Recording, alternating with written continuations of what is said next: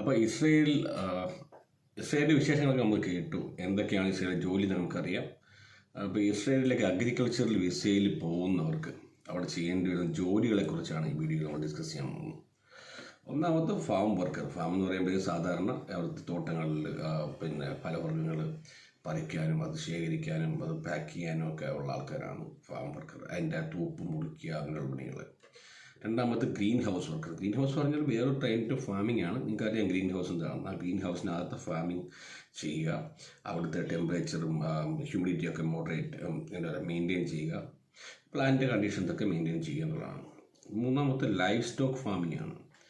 അതായത് പശുക്കളെയും കന്നുകാലികളെയും ഒക്കെ വളർത്തുക, അവരുടെ ഫീഡിങ്ങും അവരുടെ ബ്രീഡിങ്ങും അവരുടെ വിസർജ്യ വസ്തുക്കളൊക്കെ ക്ലീൻ ചെയ്യുക. അതൊക്കെയാണ് ലൈഫ് സ്റ്റോക്ക് ഫാമിങ്ങിൽ ജോലികൾ വരുന്നത്. പിന്നെ പറയുന്നത് ഇറിഗേഷൻ സ്പെഷ്യലിസ്റ്റാണ്. ഇറിഗേഷൻ സിസ്റ്റംസ് പറയുമ്പോൾ വളരെ കോംപ്ലക്സും ടെക്നോളജിക്കൽ അഡ്വാൻസ്ഡ് ആയിട്ടുള്ള ഇറിഗേഷൻ സിസ്റ്റംസാണ് ഇസ്രയേലിലുള്ളത്.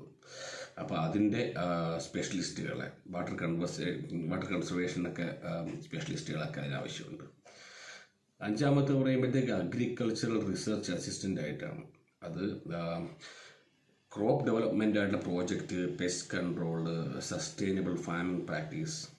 പിന്നെ അഗ്രികൾച്ചറിൽ ഒരു പ്രൊഫഷണൽ ക്വാളിഫിക്കേഷനുള്ള ആൾക്കാർക്കൊക്കെ ഈ ഒരു ഫീൽഡിലേക്ക് അപ്ലൈ ചെയ്യാൻ പറ്റും. പിന്നെ ഫാം മാനേജറാണ്. ഫാം മാനേജർ പറയുമ്പോഴത്തേക്ക് ഒരു ഫാമിൻ്റെ ഡേ ടു ഡേ ഓപ്പറേഷൻസിനൊക്കെ ഓവർസീ ചെയ്യണം. പ്ലാനിങ്, ഓർഗനൈസിങ്, സെല്ലിങ്, മാനേജിങ്, അവിടുത്തെ റിസോഴ്സസൊക്കെ കീപ്പ് ചെയ്യുക. ഏഴാമത്തെ പറയുമ്പോഴത്തേക്ക് അഗ്രികൾച്ചറൽ സെയിൽസ് റെപ്രസെൻറ്റേറ്റീവാണ്.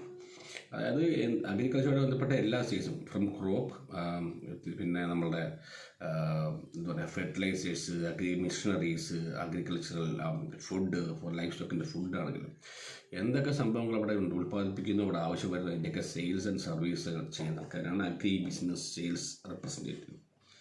പിന്നെ എട്ടാമത്തെന്ന് പറയുമ്പോഴത്തേക്ക് ക്രോപ്പ് അഡ്വൈസർ ആൻഡ് കൺസൾട്ടൻറ്റ്.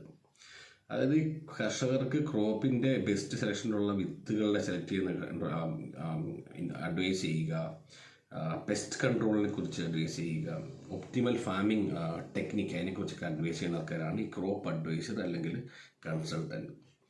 പിന്നെ 9 എന്ന് പറയുമ്പോഴത്തേക്ക് ഫുഡ് പ്രോസസ്സിങ് ഇൻഡസ്ട്രിയാണ്. പ്രോസസ്സിങ് പ്ലാന്റ്, അതായത് ഫ്രൂട്ട്സ് ഒക്കെ ഇല്ലേ, വെജിറ്റബിൾസ്, അത് കാർഷിക വിളകൾ, അങ്ങനെയുള്ള ഇതിൻ്റെയൊക്കെ പ്രോസസ്സിങ്. ഞാൻ പറഞ്ഞ പോലെ പാക്കിങ്, അതിൻ്റെ സോർട്ടിങ്, ക്ലീനിങ്, ബാച്ചിങ്, ഇതൊക്കെയാണ് ഫുഡ് പ്രോസസ്സിങ് ഇൻഡസ്ട്രി വരുന്നത്. 10ാമതെന്ന് പറയുമ്പോഴത്തേക്ക് ഓർഗാനിക് ഫാമിംഗ് ആണ്. ഓർഗാനിക് ഫാമിംഗ് എന്ന് പറയുമ്പോഴത്തേക്ക്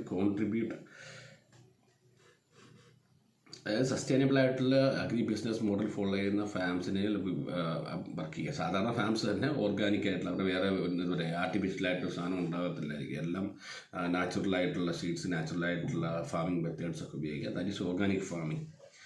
അപ്പോൾ ഇത് വളരെ മനസ്സിലായത് ഈ ബിസിനസ് ഇപ്പോൾ ഇന്ത്യയിൽ നിന്ന് എടുത്തുകൊണ്ട് പോകുന്ന ആൾക്കാരെല്ലാം ഈ പറഞ്ഞ ജോലികളിലേക്കൊന്നും കയറ്റുമെന്ന് ഞാൻ പറയുന്നില്ല. പക്ഷേ നിങ്ങൾ അവിടെ പോയിട്ട് നിങ്ങളൊരു ക്വാളിഫൈഡ് ആയിട്ടുള്ള ഇൻഡിവിജ്വൽ ആണെങ്കിൽ പല അഗ്രി ബിസിനസ് മേഖലകളിലേക്ക് നിങ്ങൾക്ക് എത്തിപ്പെടാൻ പറ്റും. സീരിയസ് ആയിട്ട് മനസ്സിലായോ?